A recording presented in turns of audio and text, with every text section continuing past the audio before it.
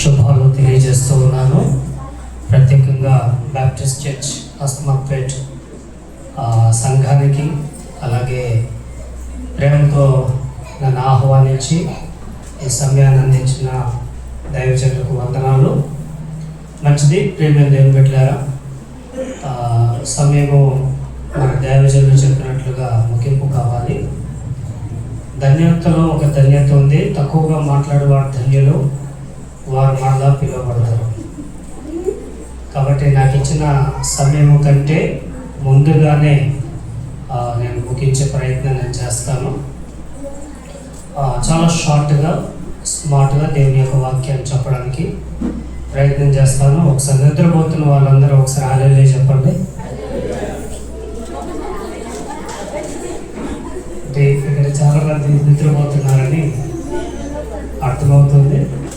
ఏదేమైనా కాసేపు వెలుగు ఉండండి. ప్రసంగికుల కోసం ఎవరు ప్రార్థనలు చేయకండి. ప్రార్థనలు చేస్తే మీ చుట్టుపక్కల ఉన్న వారు కూడా ఉజ్జీవింపబడి వారు కూడా మీతో జాయిన్ అయ్యే అవకాశం ఉంటుంది. కాబట్టి ఎవరు కూడా ప్రసంగికుల కోసం ప్రార్థన చేయకుండా కొంచెం మీ కన్ను పెద్దగా పెట్టి ఏదో కొద్ది కోపంనైనా కాస్త చూడండి.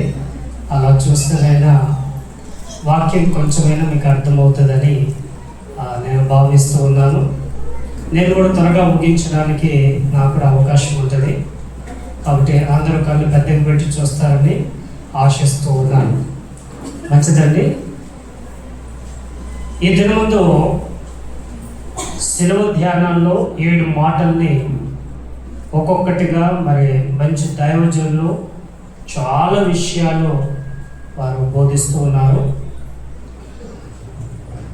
బైబిల్ గ్రంథంలో ఈ 7 మాటల్ని కూడా మనం కొంచెం జాగ్రత్తగా ఆలకిస్తే మొదటి 2 మాటలు, అలాగే 7వ మాట అంటే తండ్రి వీరు ఏం చేయించున్నారో వీరు ఎరగరు, వీరిని క్షమించమని, నేడు నీవు నాతో కూడా పరదేశంలో ఉన్నావని, తండ్రి నీ చేతికి నా ఆత్మను అప్పగించుకుంటున్నానని 3 మాటలు మరి లూకా సువార్తలో మనం చూస్తాం.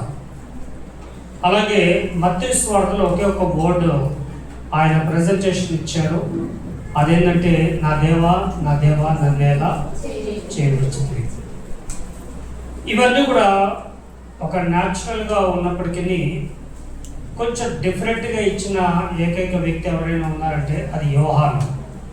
ఎందుకంటే యోహాను సువార్తలో 21 అధ్యాయాలు ఉన్నాయి. 21 అధ్యాయాల్లో కూడా ఒక్కొక్క అధ్యాయంలో యేసు ప్రభువును ప్రజెంటేషన్ చేసిన విధానం చాలా డిఫరెంట్గా ఉంటుంది. ఎందుకంటే అన్ని సువార్తల్లో మత్తయి సువార్త కావచ్చు, మార్కు కావచ్చు, లూకా కావచ్చు, ఈ 3 సువార్తలకు పూర్తి భిన్నంగా యోహాను సువార్త ఉంటుంది. అందుకే బైబిల్ కాలేజీలలో యోహాను సువార్తల గురించి ప్రత్యేకమైన టీచింగ్స్ ఉంటాయి. కొంతమంది ఫిలిమ్స్ తీసిన వాళ్ళు కూడా యోహాను సువార్త మీద తీసిన వారు కూడా ఉన్నారు. ఎందుకంటే యోహాను సువార్త అంత ప్రత్యేకమైనది. ఈ యోహాను సువార్తలో యోహాను భక్తుడు యేసు ప్రభు పలికిన 3 మాటల్ని చాలా ప్రత్యేకంగా ఎక్స్పోజ్ చేశాడు. అందులో మరి ఇందాక శ్రీమతి విజయలక్ష్మి దివాకర్ రెడ్డి గారు చాలా అద్భుతంగా మాట్లాడారు. అమ్మా ఇదిగో నీ కుమారుడు, ఇదిగో నీ తల్లి, ఇది చక్కగా వారు విడమర్చారు. అయితే ఇప్పుడు 2 విషయాలు ఉన్నాయి. అందులో ఏంటంటే నేను దప్పికొనుచున్నాను అన్నది, అలాగే సమాప్తమైందని. యోహాను చెప్పిన ఈ మాటల్లో మొదటి ఆ మాటను మనం తీసుకుంటే అమ్మా ఇదిగో నీ కుమారుడు అనేది ఫిజికల్గా కుటుంబపరంగా కనబడుతున్నదైనా ఇప్పుడు 2 మాటలు మిగిలాయి. ఈ 2 మాటలలో ఒకటి దప్పికొనుచున్నాను, మరొకటి సమాప్తమైందని. ఈ 2 వర్డ్స్ చాలా విచిత్రంగా డిఫరెంట్గా, అంటే మిగిలిన వారు మత్తయి కానీ, లూకా కానీ, మార్కు కానీ చెప్పని విషయాలు యోహాను చెప్తున్నాడు. ఇప్పుడు ఆ మాటల్లో ఒక మాట నేను దప్పిక గొనుచున్నాను. ఎంతమందికి దాహంగా ఉంది ఒకసారి చెప్పండి. దాహంగా ఉన్న వాళ్ళు ఎవరైనా ఇక్కడ ఉన్నారా? అయితే మీకోసం వాటర్ సిద్ధంగా ఉంది, తాగొచ్చు. దప్పిక కలిగి ఉన్నవారు త్రాగొచ్చు. ఇది ఆత్మ సంబంధంగా దప్పిక కాదు, శారీరకంగా కూడా నేను చెప్తూ ఉన్నాను. ఈ సమయంలో దప్పికల గురించి మనం చూస్తే, యేసు ప్రభువును సిలువ వేసిన తర్వాత ఆ సిలువ మీద ఉన్నప్పుడు నేను దప్పిక గొనుచున్నాను అని అంటే, ఒక సైనికుడు చిరకా తీసి ఆయనకు అందించే ప్రయత్నం చేశాడు, కానీ ఆయన అది తాగలేదు. ఇది మనందరికీ తెలిసిన విషయమే. ఒక మాట మిమ్మల్ని అడగాలనుకుంటున్నాను. మన బాడీలో బ్లడ్ ఎంత ఉంటుందండి? మన శరీరంలో రక్తం ఎంత ఉంటుంది? ఒక 10 లీటర్లు ఉంటాయా? కొంచెం గట్టిగా చెప్పండి. తప్పు చెప్పినా పర్వాలేదు, గట్టిగా చెప్పండి అయ్యా. 15 లీటర్స్ ఉంటుందా? మన శరీరంలో రక్తం ఎంత ఉంటుంది? 6. ఇంకా ఎవరైనా? 5. 15 గ్రామ్స్, 15 గ్రాములు.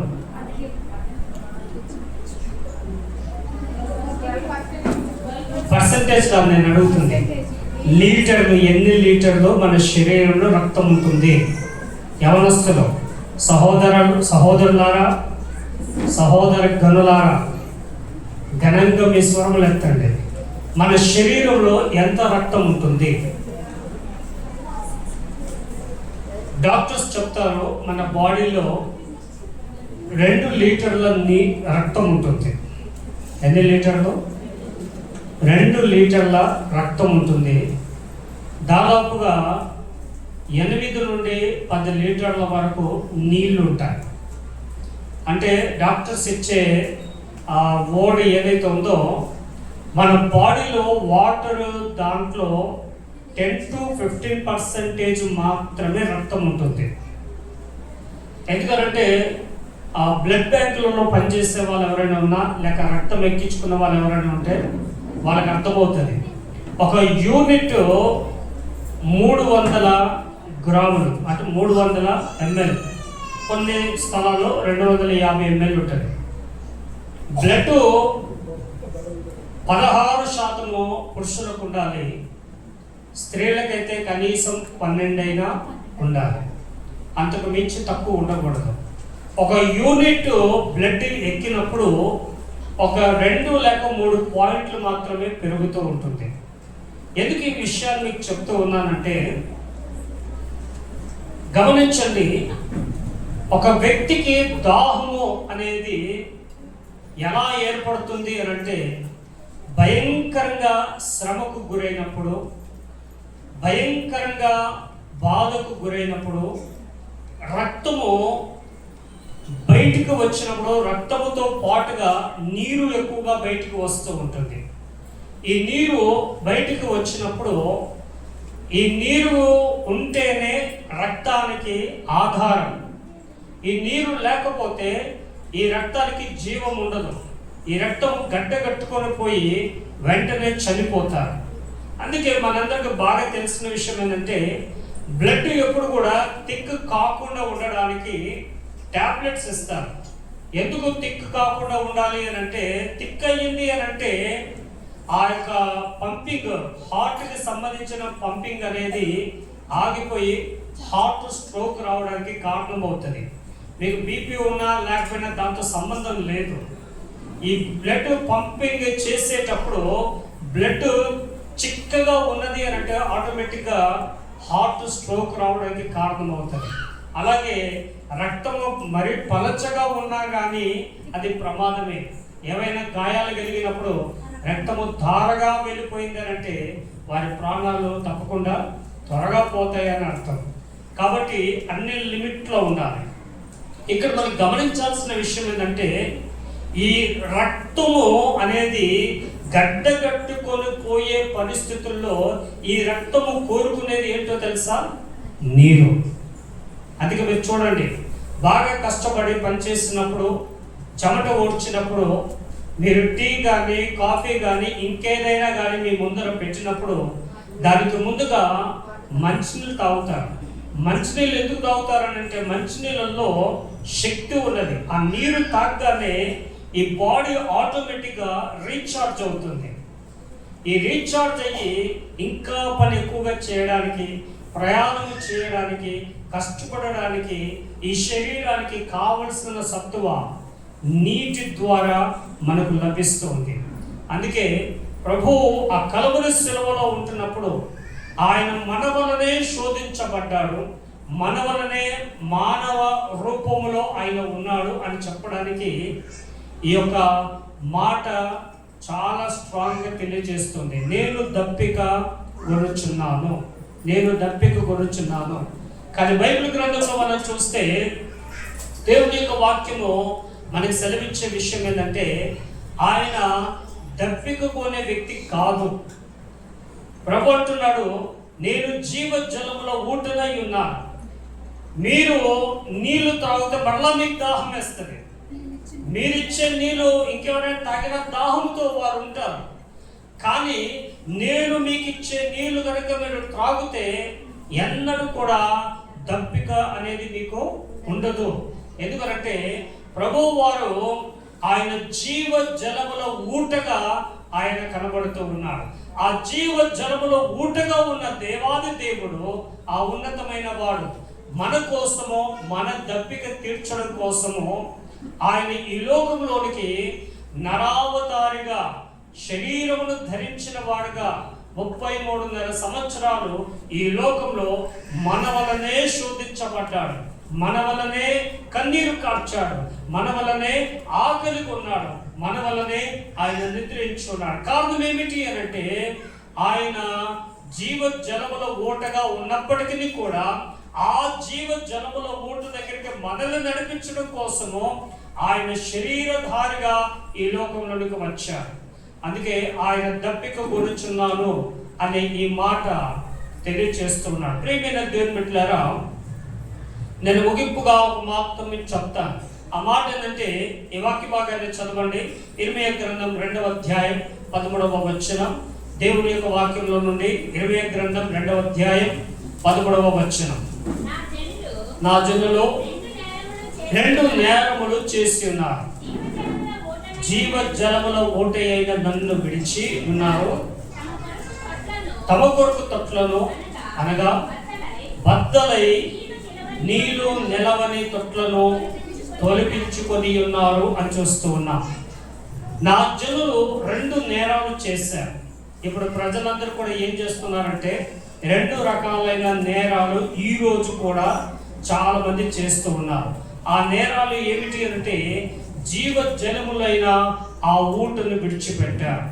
ఈరోజు చాలా మంది ఆ దేవాది దేవుణ్ణి, ప్రభువైన యేసుక్రీస్తుని ఒక జీవ జలపు ఊటగా చూడవలసిన వారు ఆ ఊటను పక్కన పెట్టి తొట్లను తెప్పించుకొని ఆ తొట్లలో నీళ్లు పోసుకొని ఆ బ్రద్దలైన తొట్లలో నీళ్లు నిలవని దాన్నే ఆధారం చేసుకొని బ్రతుకుతూ ఉన్నారు. కానీ ప్రియమైన దేవుని బిడ్డలారా, మన జీవితంలో 2 రకాలైన తలంపులతో మనం ఉండకూడదు. ఏదైనా ఒకే వైపు మనం ఉండాలి. ఎందుకంటే తొట్లతో మనం నింపుకున్న వారిగా మనం ఉంటే ఆ దాహము ఎన్నడూ కూడా అది తీరదు. ఆ జీవ జలముల ఊట అయిన ప్రభువు వైపు మనం ఉంటే కనుక ఆ దాహం అనేది మనకి తీర్చబడుతుంది. అది ప్రకటన గ్రంథంలోనికి మనం వెళ్తే అక్కడ ఆకలి ఉండదు, దప్పిక ఉండదు అని వాక్యంలో చూస్తూ ఉన్నాం. ఈరోజు ప్రభువు నీ కొరకు ఆయన దప్పిక కొంటున్నాడు. ఆయన నీ కొరకు నేను దప్పిక కొనుచున్నాను అని అన్నప్పుడు నీ దగ్గర నుండి మంచి నీరు, జీవం కలిగిన నీరు, శ్రేష్టకరమైన నీరు నీ దగ్గర నుండి ఆయన పెదవులకు రావడం లేదు. ఎందుకనంటే చేదైన చెరక ఆయన పెదవులకు వస్తూ ఉంది. ఒకవేళ నీవు ఆయనకి ఇవ్వాలంటే చేదును నువ్వు ఇస్తావు. కానీ ప్రభువు నీకు ఇవ్వాలి అని అనుకున్నప్పుడు ఆయన జీవముతో కూడుకున్న జీవ జల నదిని నీ కొరకు ఆయన ఇచ్చేవాడుగా ఉన్నాడు. ఆయన దాహం ఏమిటో తెలుసా? నీకు జీవాన్ని ఇవ్వాలని, నీకు ఆశీర్వాదాన్ని ఇవ్వాలని, నీకు సమృద్ధిని ఇవ్వాలని, నీకు ఎన్నడూ కూడా ఆకలి దప్పులు లేని ఆ శాశ్వతమైన ఆ పరలోకాన్ని ఇవ్వాలని ఆయన దప్పిగా కొనుచున్నాడు.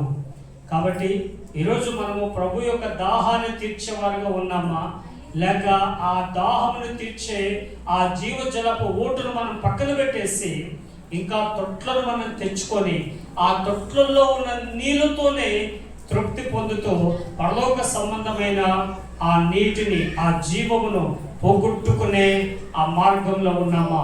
ఒకసారి మనము పరిశీలన చేసుకుందాం. దేవుడి కొద్ది మాటలు దీవించి ఆశీర్వదించును గాక.